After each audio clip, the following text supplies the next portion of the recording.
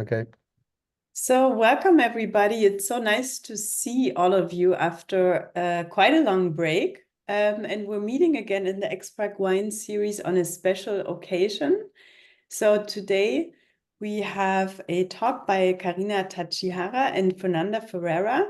Karina is currently a postdoc in Fernanda's lab, and she did her PhD with Adele Goldberg at Princeton University. So she's focusing on memory generalizations and language learning. And Fernanda is, so when I think of her, the words that come to my mind are goddess of psycholinguistics. I had to say it because it's true. And Fernanda has done foundational work in psycholinguistics, which is also really relevant for experimental pragmatics. So one of the things we do in our community is to look out for people in other disciplines who are doing experimental pragmatics work, but wouldn't really classify themselves as that. So Fernanda is the perfect example of it.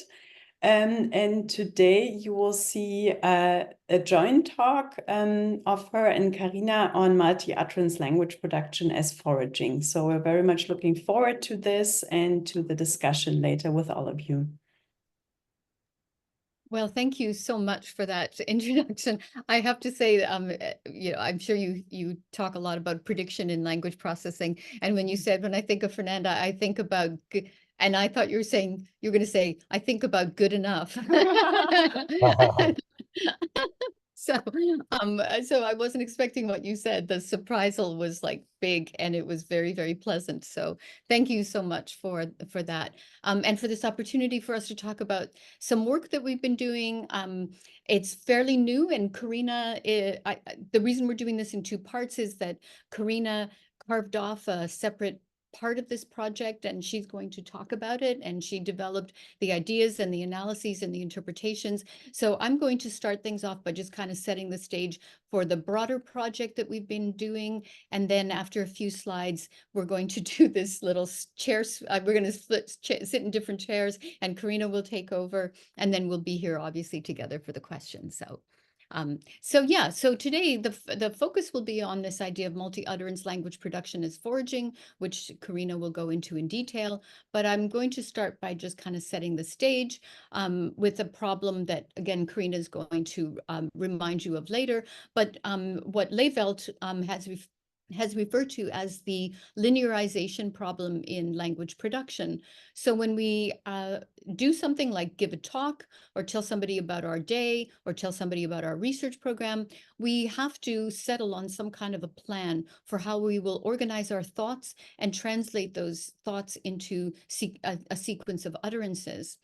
And when we do that, we have to confront a number of challenges. We need to think about things like, what can I assume this person already knows? So if it's somebody who's on an airplane, I'm probably not going to use technical jargon, for example. If it's an audience like this, I can assume quite a bit more background. I want to start at a good point so that I don't lose my interlocutor right from the get-go. I need to settle on a sensible order in which to proceed through my thoughts, and I need to think about what I should include and what I should omit. And then I don't know why this is in a smaller font, because it's important.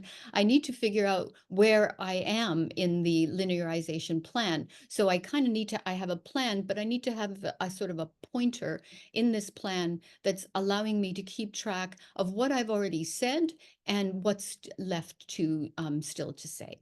So that's the general linearization problem. And we've been trying to tackle this in this general research project. So as part of this project, the first thing that we wanted to do, the first step we decided to take, is to focus on, first of all, is to figure out how we were going to elicit utterances from people. And a tried and true method that's very popular and that works really well is to give people a visual stimulus and have them describe that stimulus. And in most of the language production research, the visual stimulus is something fairly simple, like a line drawing of one person kicking another, like I think violent example as you were mentioning before, but a picture of two people interacting, and there's an event that has to be described in a single sentence. We are interested in how people sequence multiple utterances, so we decided to use more complex scenes that had to be described in multiple utterances, and we decided to take advantage of the expertise in the other lab that I spend a lot of time interacting with, which is John Henderson's visual cognition lab, where they had been doing a whole bunch of work on what drives attention in scenes, and mainly in visually oriented tasks, things like scene descriptions, aesthetic judgments, things of that sort. And they have been trying to determine what are the features of the scene that drive attention. And at the beginning, they were really trying to settle a dispute in the field about whether attention is primarily driven by the low-level visual salience features of the scene or whether it's meaning. And so we decided that this is where we would start with language production. So essentially, we were attaching ourselves to this visual cognition project, looking at how people's attention is drawn to different parts of a scene, and we were essentially introducing a new task, a language production task.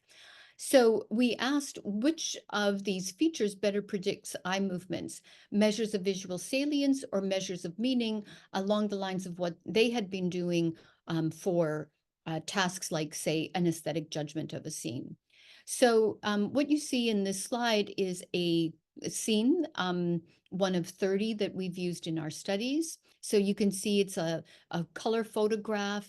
It has no people in it. That's by design, because people suck up all the everyone's attention in a scene. So we like to, we're now looking at scenes with people in them, but for this stage, we wanted to keep things simple. And this is what is called an attention map. The attention map is simply all the fixations that people made on the scene turned into a kind of a heat map. So this would be a region of the scene, kind of over here, where people made a lot of fixations, or over here. This is I'll jump over to the saliency map. This is a saliency map, which is just a map of the parts of the scene that are brightly colored or have a lot of visual contrast. And saliency maps are generated bottom up using computational algorithms from the field of vision. You feed a scene into it and you get out a saliency map. And then the meaning map, the meaning map in the middle is the map that is generated after doing some crowdsourcing work, where we present a scene like the one on the left to naive subjects, and in one version of the task, we give them little patches to rate, and they simply rate on a scale of 1 to 5-ish, I think it is, 1 to 5, how meaningful that region of the scene is. And lots of subjects do that for overlapping little circles of little bubbles in the scene, and then using some statistical magic, they generate what they call a meaning map. And the idea of the meaning map is to try to get something that's comparable to a saliency map, where you have a distribution in the same way that in a saliency map, you get a distribution of the salience over the entire scene. For the meaning map, you get a distribution of the meaningfulness across the scene. And the meaning map is telling us that this area here is the area that contains informational bits that people rate as being highly meaningful. So in the interest of time, I'll just kind of leave it there, and then say that what we then did was we asked our subjects, and there were 30 of them, to look at 30 scenes like the one you see over here, and to describe those 30 scenes online. So as they were looking at the scene, they described them. We've also done versions where they describe the scenes from memory and some other things as well. But just focusing on the one experiment. So here is a graph of how meaning versus salience controls eye movements, so the probability of a fixation across the entire viewing period. And on the x-axis, you see the ordinal fixation number through the scene. So this would be like the very first fixation people ever make on the scene, all the way out to 80 fixations over here. And the red line is the meaning, the correlation between the meaning map and the attentional map. And the blue line is the correlation between the saliency map and the attentional map. And the idea, and we're now using different statistics, but like I said, I want to get to what Karina's talking about. So, or what Karina's been working on. So we have better ways of sort of visualizing this and even statistically analyzing the data. But this is nice and straightforward. You can see that the red line is generally above the blue line until they kind of converge. But what's important is that at no point is salience above meaning, not even on the very first fixation of the scene. And some people might have suggested that, well, first salience is going to drive, the visual properties of scene are going to drive your attention when you're describing something, and then the meaning will kick in as it builds up. But in fact, the meaning is dominant right from the beginning. In later work that my PhD student, Madison Barker, did along with my former PhD, my former postdoc, Gwen Rarig, Madison obtained what she called interactability ratings. So I mentioned meaning maps where people rate a patch for how meaningful it is.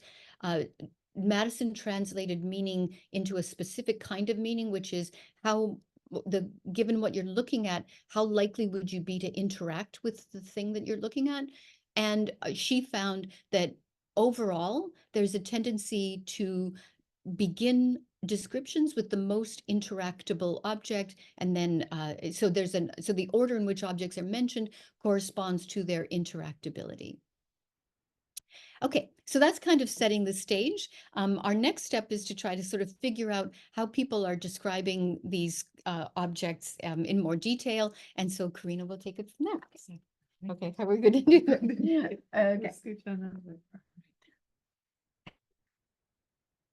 Okay. Okay. Okay. Thank you, Fernanda, for the introduction. Okay. So I'm going back to the linearization problem in production. If someone's asked you, what do you like to do on the weekends? You might have a lot of thoughts of what you can do. You can talk about hiking with your dog, or walking, or running, biking. You can talk about books. So there might be a lot of thoughts in your head, and you can't communicate all of the thoughts all at once. So as Fernanda mentioned, you have to create an ordered sequence, a coherent ordered sequence, so that you can get those words, the ideas out. So you might settle on something like, I like being outdoors, like hiking with my dog or biking, but I also love to just sit and read a good mystery novel. So the linearization problem is, how do we get from all those thoughts into one sequence? Again, Level is the person who really popularized this idea with their questions like, where do you begin? What do you talk about next? And do you make any plans about what you're going to do? If you do, when are you going to be making this plan? And while you do that, you have to, again, keep track of what you've talked about so that you don't miss anything, and you're not going to be repeating things unnecessarily. So that's the kind of general idea of linearization problem in production. There's been kind of multiple theoretical views on this. One strategy is to plan everything before you produce anything. And I don't have any citations here because no one's argued that before. So no one said, okay, we're going to think of all the words we're going to say and plan all of that out before speaking. We probably wouldn't even start speaking if we had to plan all that out. Even for a presentation like this, where I obviously have planned, I haven't decided all of the words that I'm going to say before production. Okay, so instead, the other view would be incremental production. This is the idea that you would decide what you're going to say during production. So you're going to decide what you're going to say as you're producing it. And here we see some work looking at what comes first when you are when you're producing. And what people have found is that the cognitively accessible nouns usually proceed in the sentence. So for example, if you're going to say the man chased the car, you have the option between the man chased the car or the car was chased by the man. And it's more likely that people say this as the man chased the car because the man is higher in frequency, it's very familiar, it's often given in a context, and it's more animate. And I've put now decide in quotation here when I talk about incremental production, because it's not necessarily that you're saying, oh, I'm going to decide to do this, but rather whatever comes to you, whatever is cognitively accessible, you're going to get that out, and then the rest will follow. We can also look at classic work by Kate Bach looking at this idea. So here participants were asked to look at an drawing like this and describe the scene. So they might say something like lightning struck the church, or the church was struck by lightning. And this, importantly, was dependent on what they were semantically primed with.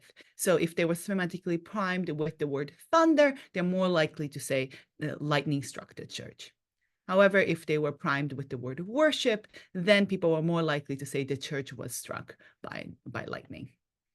And so again, we see this idea that because it was primed, because it was cognitively accessible, those are the things that you're going to say first, and then the rest will follow. Now, this is all fine when you have two choices, right? Lightning, church, which one comes first? However, this becomes a lot more of a problem when we look at cases where we have lots of ideas that we want to get across, which is the case in multi-utterance production. So if you just stuck to whatever comes first in your mind, you might not get something as coherent as the example I have down here. So the question is, what happens when there are too many choices in multi-utterance production? Can we really rely on incremental production, or is there something else? And at this point, I want to kind of leave language for 1 second and think about this idea of planning in general. So let's say you were making dinner, and your dinner is a simple salad. You have lettuce, tomato, and cucumber. You can probably prepare those in any order. You can just grab the vegetable that's closest to you, and you'll be fine either ways. However, let's say instead you're planning a gourmet meal with 4 dishes: a salad dressing, rice, and a chicken curry, each with 5 different ingredients. Now, if you just go with the ingredients that's closest to you and start making it that way, you're probably going to run into some problems. For example, if you start cutting the chicken before the vegetables, then you're going to have to wash the knives and the plates, everything before you start, which is something that you can avoid if you cut the vegetables before you cut the chicken. You can also, if you decide to, if you not decide, but if you end up making the rice at the end because it was furthest away from you in the kitchen, you might end up having to wait a long time before serving your dinner guests because the rice takes longer to cook. So here you can see that there are some problems with just going with whatever is in front of you first. You will probably want to make some kind of plan. Now, if you had to make a plan where you had to decide the order of the 20 ingredients involved in these 4 dishes, you kind of might go crazy. There's actually 2 quintillion options here of how to order these 20 ingredients. And so what you're probably not doing is deciding one out of the 2 quintillion choices of how you're going to order these 20 ingredients. What instead you're likely to do is decide the order of the dishes. You're going to just decide 4 dishes, which one comes first. And once you've decided that, then the ingredients that make up each of those 4 dishes kind of fall into place. And there you might be able to be flexible in terms of between the lettuce, tomato, and the cucumber, and the pepper and onion. You can kind of decide what's closest to you. So here I'm presenting a way in which there is a grouping of ingredients, or rather a clustering of ingredients that help this planning process. And this idea of clustering is not new. The idea of hierarchical planning has been around since Lashley, 1951, where there's planning in language and in cognition. So if someone, for example, their goal was to get to ice cream, they're probably not going to be planning out every step, put the right foot forward, put the left foot forward. No, they're more likely to create a general plan, such as leave the building using the south exit. Now I'm going to take Main Street, then 2nd Street into this ice cream shop and order my strawberry ice cream, for example. And so what I've described here is a higher level planning that takes place that uses the advantages of hierarchical planning. And there's been multiple studies outside of language where they've seen creations of clusters that help planning and execution in areas such as spatial representation during navigation. That's kind of similar to the ice cream example I just gave, or action sequences. Okay. And I also want to introduce this one naming task that they did where clustering is an important aspect of what they found. So here participants are asked to name as many animals as they can. And so they might say something like cow, horse, pig, duck, which all are kind of farm animals, and then move on to a different cluster of animals such as lion, zebra, and cheetah. These might be different safari animals. And so what the participants here are doing are creating these clusters, and the clusters are helping them name multiple things that they could. And this strategy is very much akin to the idea of foraging. So foraging is the idea of trading off between exploitation and exploration. So participants might exploit that farm animal. They get to cow and they think, okay, what are other farm animals that I can name? And then decide, okay, now I'm running out of farm animals, move on to exploit a different cluster, such as safari animals. And the idea of foraging has come from animal ecology, where we're tracking, monkeys looking at which trees they're going to go to and when are they going to move from one tree to another so they can get the most amount of apples they can, for example. Okay, so back to our idea of incremental planning. We want to see whether or not incremental planning can be helped out by these strategies that's been identified in hierarchical planning as well as foraging. And the idea that we're proposing here is that the clustering and creation of these higher level planning might be helpful. As Fernanda mentioned, our task is going to be a scene description. And there's been work by Shannon 1984 that shows that there has been some kind of idea of that there's structuring, ordering based on prior knowledge. However, they were doing this kind of qualitatively, and we're going to be looking at that quantitatively. Again, as Fernanda mentioned, Barker et al. Looked at the order of which objects are mentioned earlier, and they found that interactable objects are mentioned earlier. But here, instead, we're going to be not looking at not what comes first and what comes later, but rather how they're organized in general. Another thing to note is that in these studies, we found about 1,700 milliseconds before speech initiation for this kind of task. And that's actually quite a long time if you think about what are necessary. So to get an idea of what the scene is, that takes about 200 milliseconds. To find the word retrieval from a visual cue, that takes about 800 milliseconds. So there's quite a bit of a long time that they're pausing before they start initiation. And we think that reflects some kind of planning that they're doing.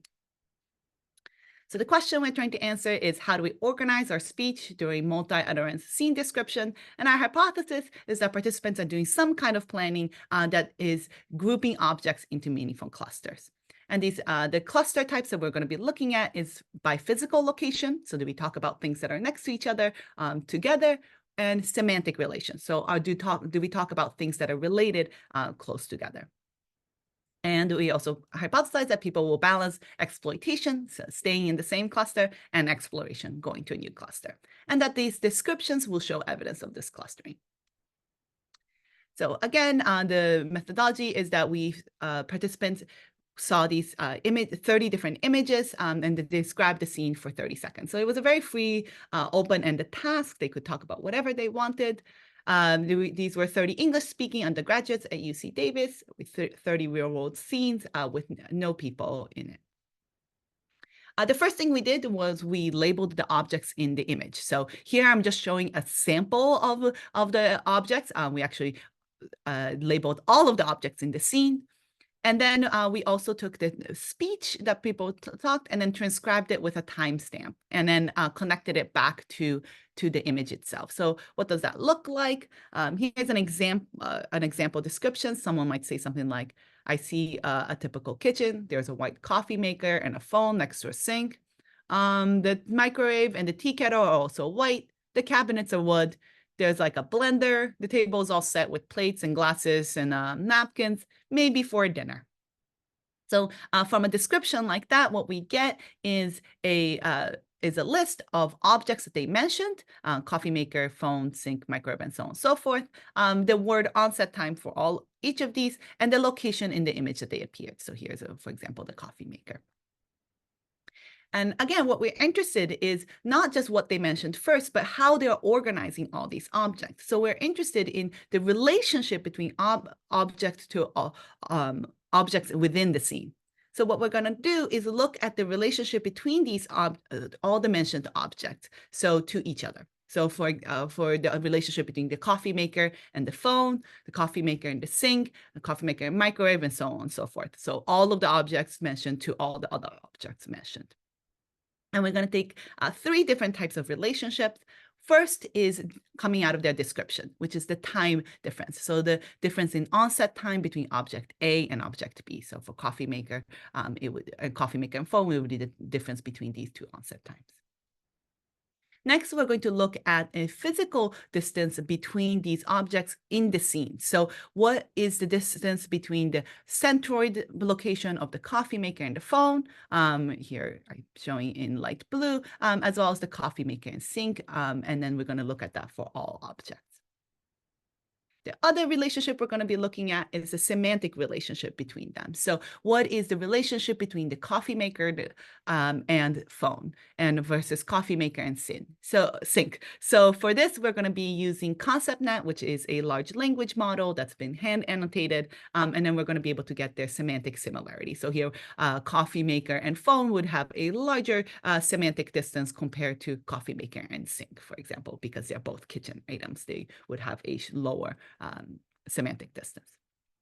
And what we're interested is seeing whether or not the descriptions and the time distances are going to be predicted by the physical and semantic distances that we see in the scene. So here, and so what we find is a positive relationship between those for both those aspects. So in the blue line here, I am showing the physical distance and the distance of mention.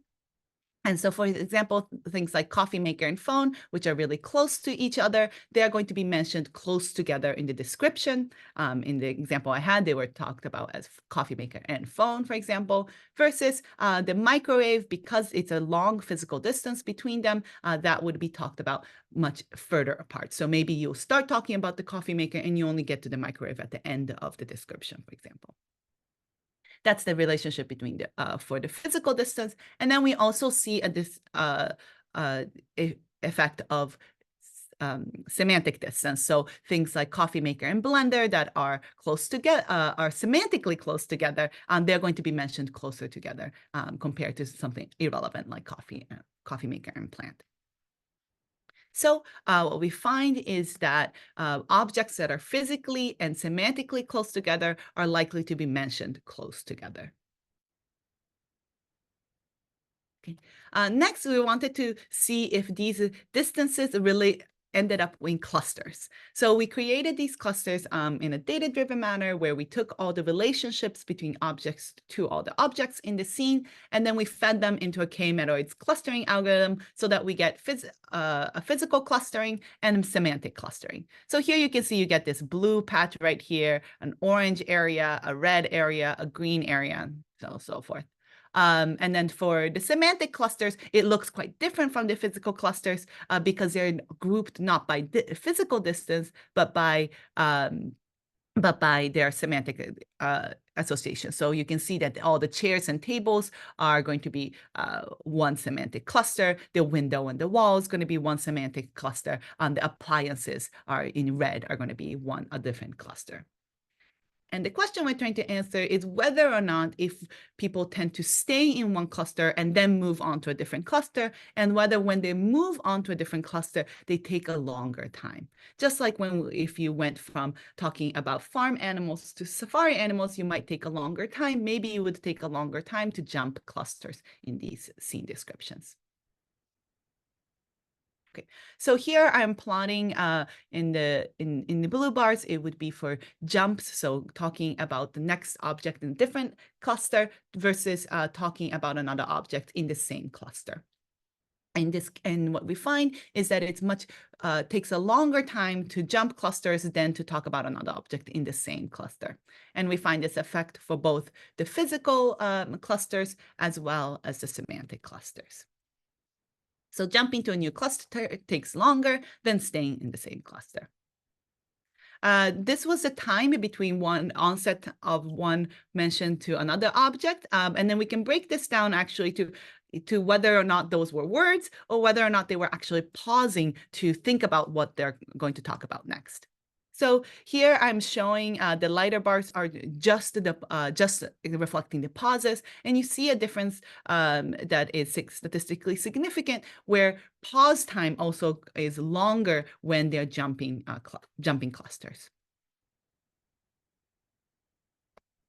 Lastly, we wanted to see whether or not fillers behaved differently between jumping clusters and staying in the same cluster. So what I'm plotting here is how many times they said the word or and we see that they have more fillers when they're jumping clusters compared to when they're staying in the same cluster. So when they're going from the microwave to a plant that's irrelevant, they might take a longer time, they might have more pauses, and they might have more fillers, just like I am having more fillers now during my transitions. Okay, so here we conclude that there are more fillers during a jump to a new cluster.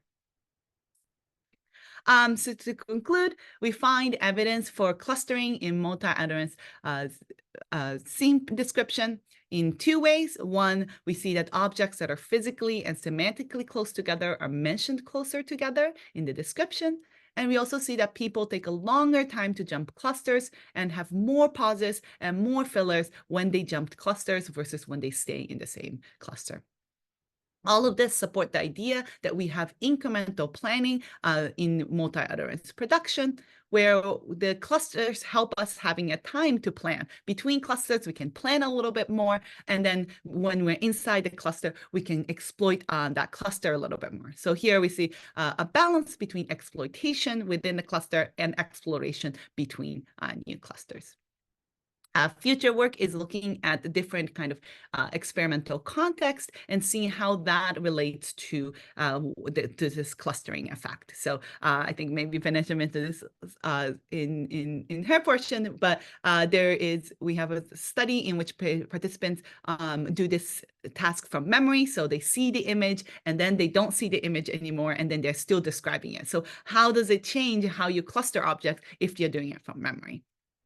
In another study, participants are given no time to plan. They're supposed to start talking as soon as they can. So if there's no time to plan, do they do less clustering?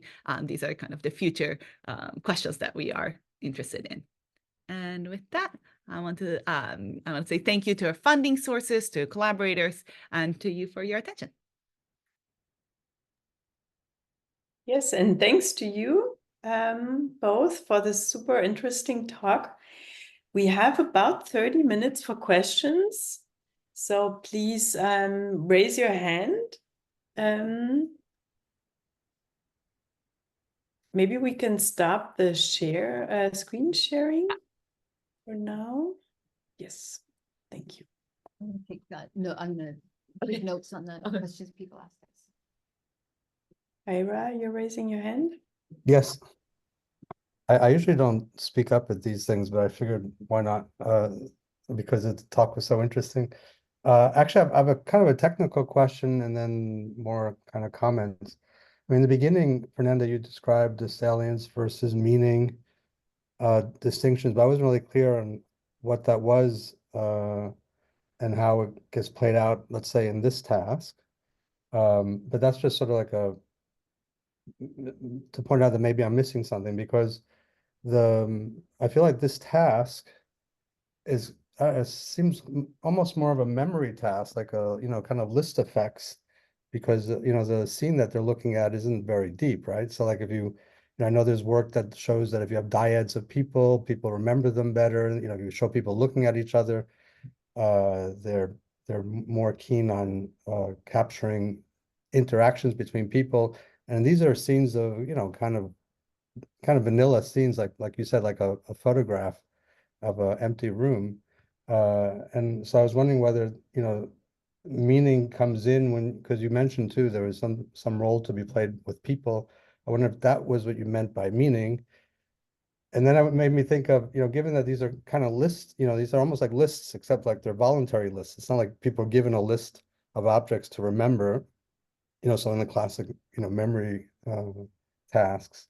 But, you know, we also know that if people are asked to answer a question, like, you know, here are a list of objects, you know, try to remember them, or here's, you know, what objects would you take if your house was on fire? I'm thinking of Barcelou's work. So like, you know, is that what you mean by meaning? Like, would those, with the, you know, the objects that people focus on differ if they had a different kind of question? You know, so I'm not really clear on, you know, maybe that's what it's about, and how would that affect foraging if you, let's say, had a kind of specific question that is in some way more meaningful, you know, where I'm using meaningful to mean answering a question from an interlocutor. Since it's To the about meaning, Sure. sailing and the noun to the how let me see if I reacts can- with foraging. Yeah. Can you both fit? Okay. Yeah.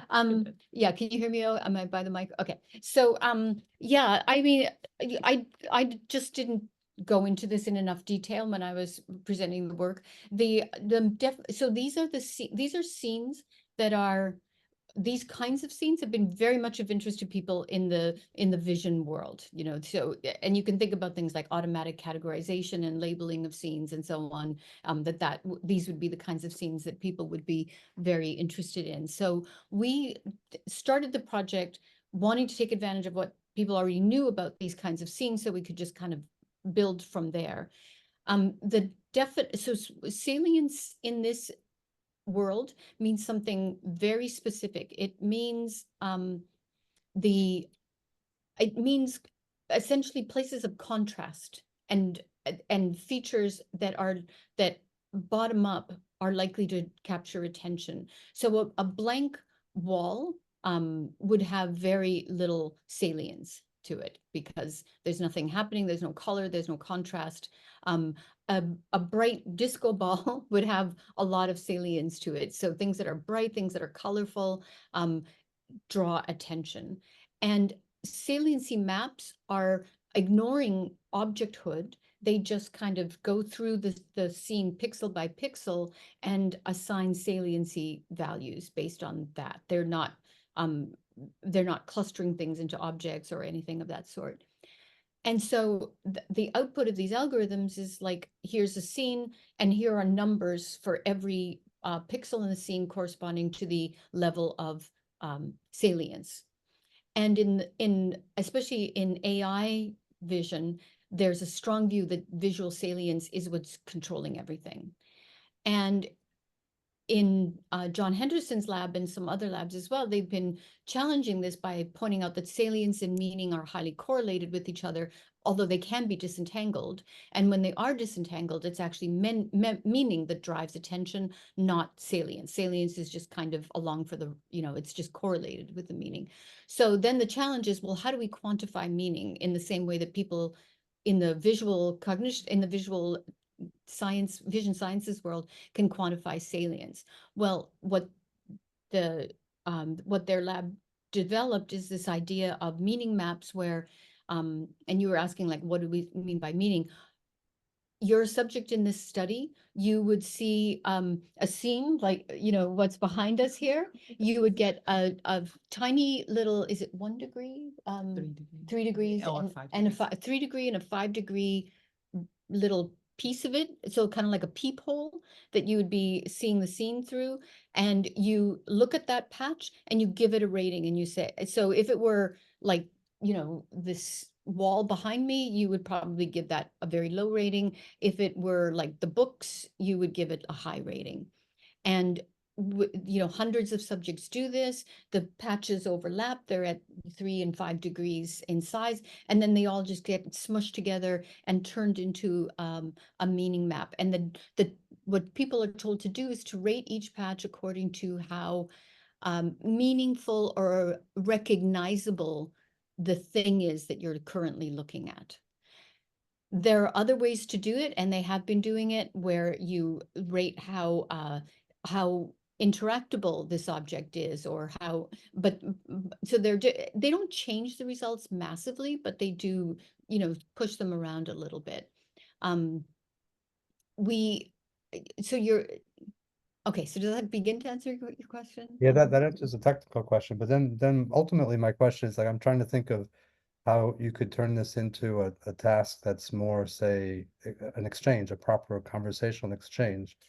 And because you opened by talking about how linearization, you want to do all these things as if you're going to have a conversation, but the task, the link between the task and the initial problem, I mean, there seems to be a gap between those two. And so it made me think that if you have a question, and you're answering a question, and it was like, if you asked, like, what kind of electronic devices are in the kitchen, or what kind of, dishes you have, then you might have some, much different types of answers than you would if you just ask people, tell me what you see, and then, noticing how people forage, and to use your language. But it might be very different if you're having an exchange about, first of all, if you have put people in there and they're looking at each other, that's going to be different than two people who are looking away from each other.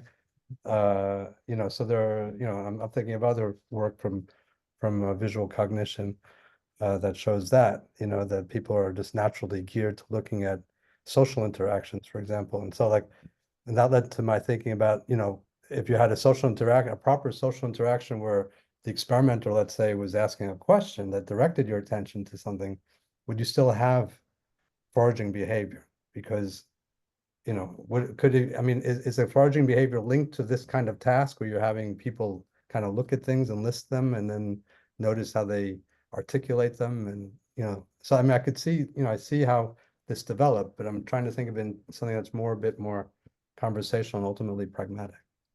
I think I think that and we've talked about having a version of this where they have an array of scenes and then they have to choose, and two people are looking at an array, and then one person's supposed to communicate which of the four scenes they're looking at, things like that. And I think you would get different behaviors there where you're talking about the distinction of these things.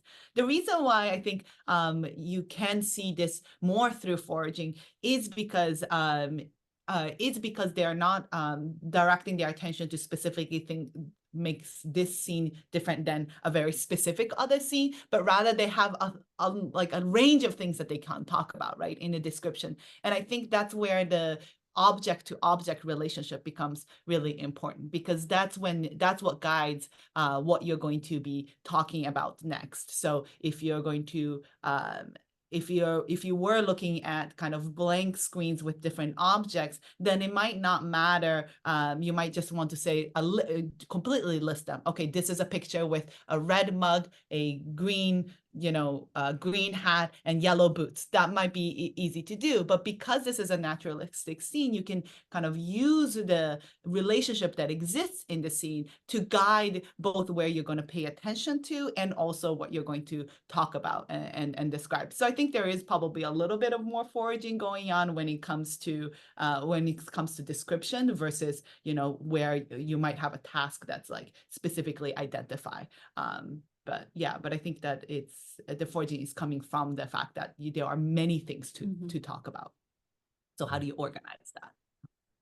Yeah, I just want to quickly add that I agree, and I agree, and I disagree with.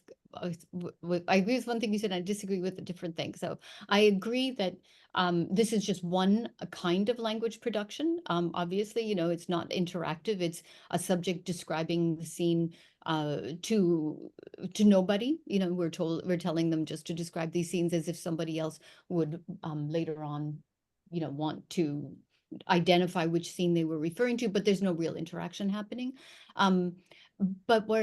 And so obviously things could be very different in different kinds of scenes. We have actually now started doing work with scenes that have people in them, so that feels very exciting. But I actually think that in some ways maybe I do agree with you, because I think that because this task is more open-ended, as you said, than say a question answering task, we are presenting the subjects with a more challenging linearization problem. Just like, here's a scene, describe it. Okay, they've got all the work to do there. There's no question to kind of help at least begin to get them on their way to what the solution to the problem might be.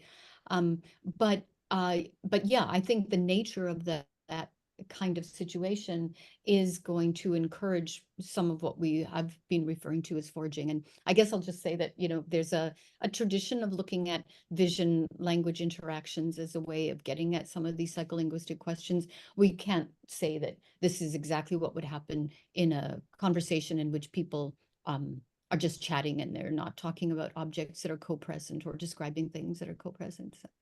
Yeah. So we have a question from Claire.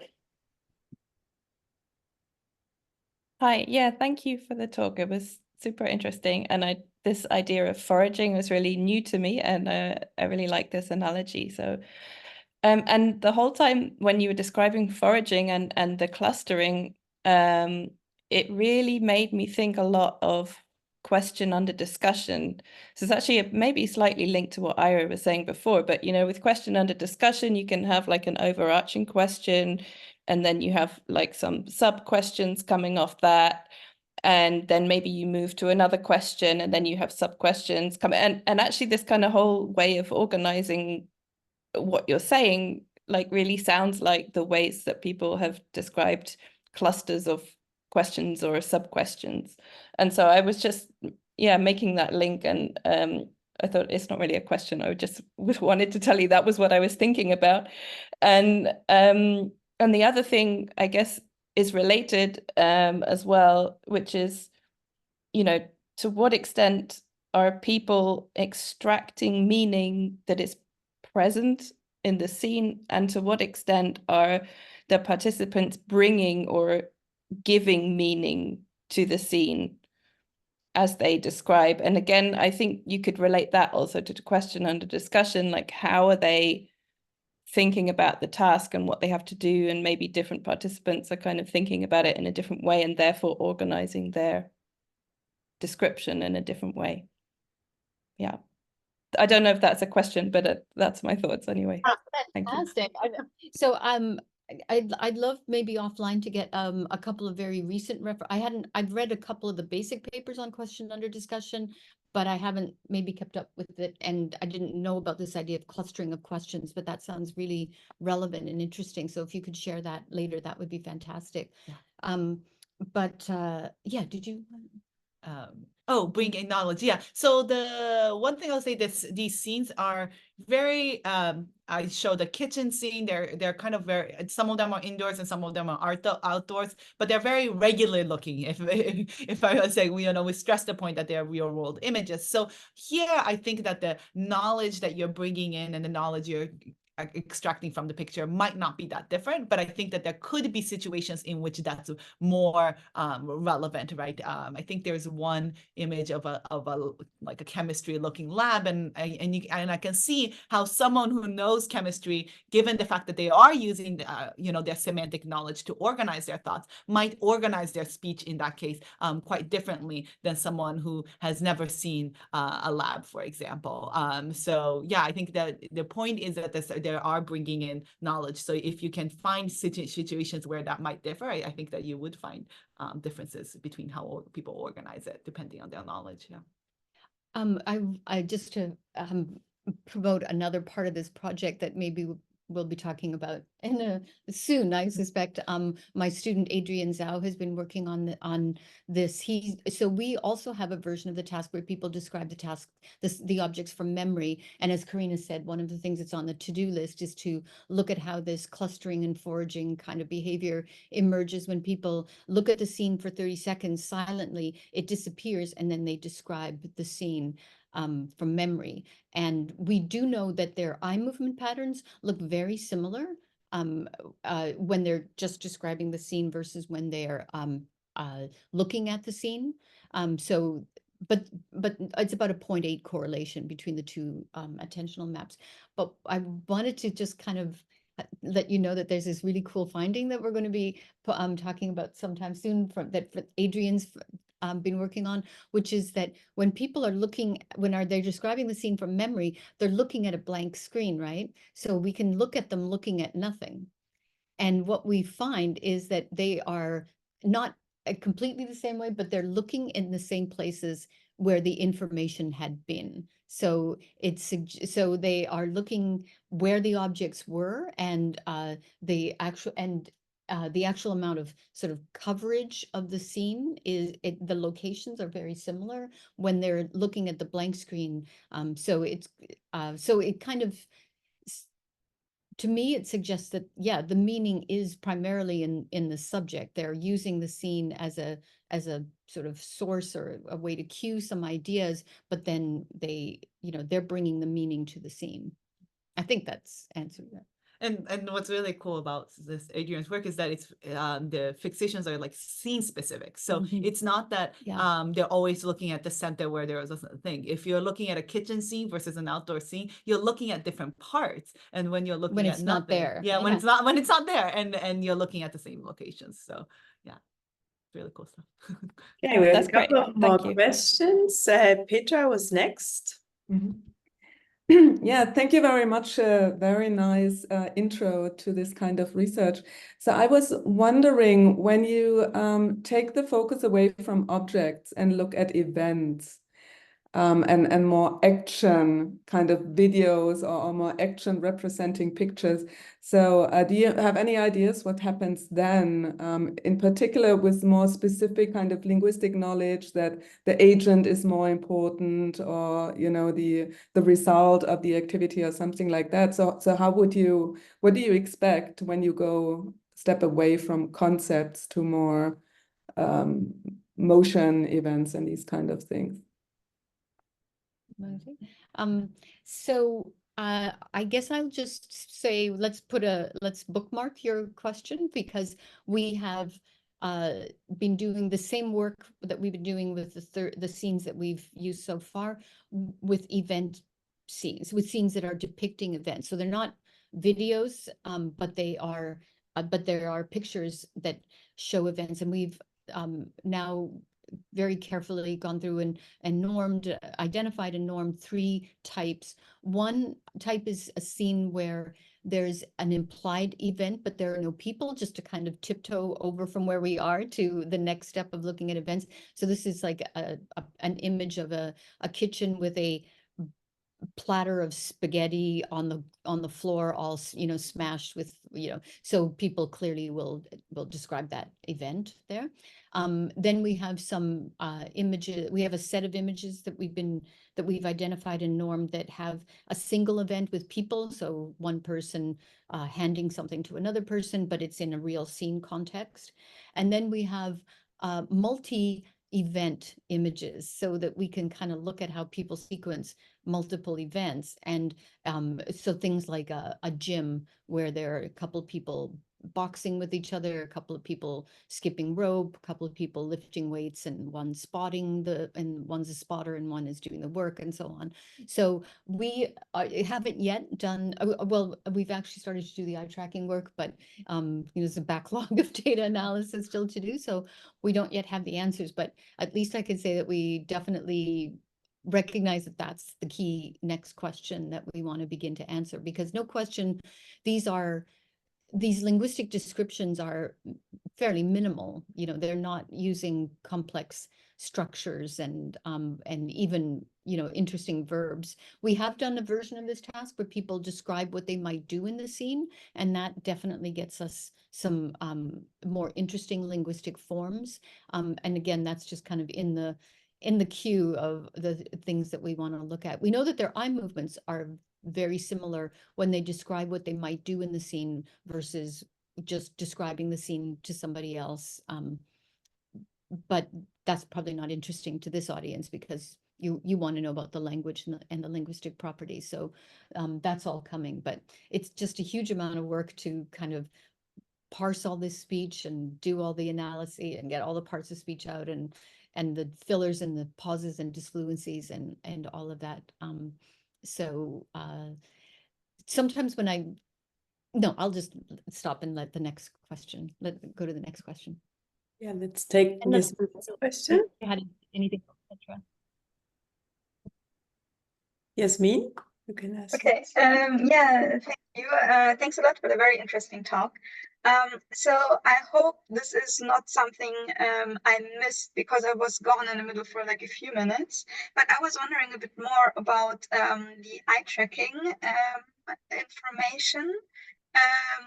And I was wondering, like, as far as I know, visual behavior is often guided by both bottom-up and top-down mechanisms, which would mean saliency and probably meaning, and maybe like other aspects as well. And I was wondering, did you analyze how the order of the visual exploration matches the order of the utterances, like as a component? Like, do people see while talking? Like, do they already describe something but look for next thing? Do they first explore everything, then decide on an order? Or how does also maybe the visual behavior change during the utterances? Like, while you're already having some utterances, how does that relate to, or like maybe even predict visual behavior, or like how visual behavior then predict the utterances? I know go ahead. Well, I say this is like a weekly thing that we keep talking about, and we're having some it's the question is always there, and we're having some trouble figuring out what the best analysis is to be able to answer that, because there's kind of differences in terms of what objects you're looking at, right? So a lot of the visual the fixation analysis has been looking at these maps, and they specifically avoid often deciding what the fixation landed on, because people are like, well, you might have tried to look at there, but then you missed. So apparently our eye fixations aren't as precise. So we're trying to balance out, trying to figure out what they've looked at and how we're translating that to what they're talking about. And there's also probably cases in which you talk about multiple things, but you don't look at multiple things at once, right? So I can say, for example, oh, there's a room full of chairs, right, or books, right? But we can talk about them in multiple objects at the same time, but we can't actually look at the objects at the multiple time, right? Your fixation has to land in one or the other. So that's the type of thing that I think makes me think, oh, language is so interesting, because we have this extra ability to do that, but it makes the mapping between what you're looking at and what you're talking about difficult. We do have in again our queue of things to look at, essentially like getting a string which is like the order in which people fixate objects, and then the order in which people name those objects, and trying to line those up or see to what extent they line up. But as Karina said, it turns out just not to be as straightforward as we expected it to be, because of what Karina said. We've got objects with occlusion and overlap and all of these sorts of things that can make it a little hard to determine exactly what object people are looking at, because these are real, photographs of real scenes. And also, as you said, in descriptions, people will use, a term to just for plural. They'll use a collective term. They'll use, and then sometimes people will use a word that's not in the, like in the example in your talk, they said something about dinner, right? And there's not really any dinner in the image. So we're kind of working through these different sort of challenges and trying to get that organized so we can do it. It's a lot harder than we thought it would be, but the basic logic of what you're asking for is right. It would be really interesting to see to what extent the eye movement behavior and the descriptions are aligning with each other. So yeah, we'll see how that goes. You mentioned at the very beginning, you said that both the bottom up and the top down features drive attention. I mean, this is something that is a subject of intense debate right now, right, in the field. And I'm just saying this partly because I have to represent the other lab, and they argue it is top down. It's all top down. Any effects of things like visual salience, except for things like sudden onsets, those are going to attract exogenous attention in a certain kind of way. But for endogenous attention, it is meaning based. It's any effect of salience that you observe is correlated with a meaning feature, but it's a debate for sure. So we're running out of time, but let's briefly hear the last two questions. So Christina was next. Yes, thank you. Thank you very much for the super interesting talk. I really enjoyed it. I have a question about the plots you presented and the results you presented, because I noticed that the difference, like the how likely you are to jump clusters, the difference is smaller for the physical than for the semantic distance. So I was wondering whether you have any explanation for this difference. And maybe also this fits a bit with what we just heard, whether this might also reflect like top-down or bottom-up processes of like physical things being close together, driving attention maybe more, and semantic relations being more something that we have to retrieve somehow, and where we maybe need to abstract. Yeah, happy to answer this. So yeah, it was very interesting to me to see the results kind of in terms of what's more important, the physical or the semantic flip in a way. So it's going to take me too long to put it on the screen, but for distances, the physical was stronger than semantic. And that kind of makes sense, because for you to make an eye movement that's close by, it takes it's shorter amount of time and it's less effort than if you're going to make this a long enough distance further away. But for when you jump clusters, then the effect of semantic is stronger.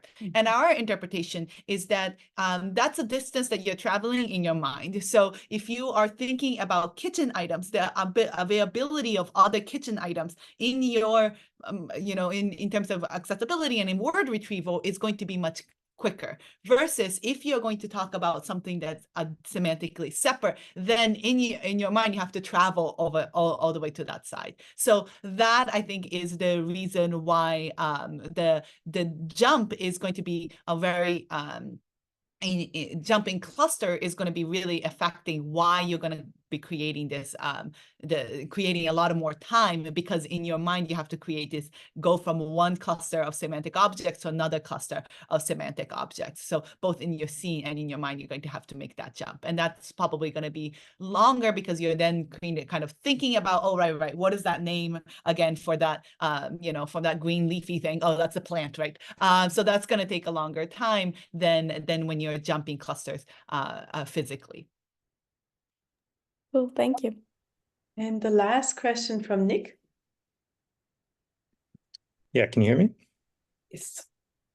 Okay, so yeah, I also had a similar question about the distinction between the semantic and physical clustering, but I guess some of that was answered right now. But since it appears like costly to move on from one cluster to another, did you find that participants often exhausted the clusters, like both semantic and physical, or was there like a difference between the two that often arised?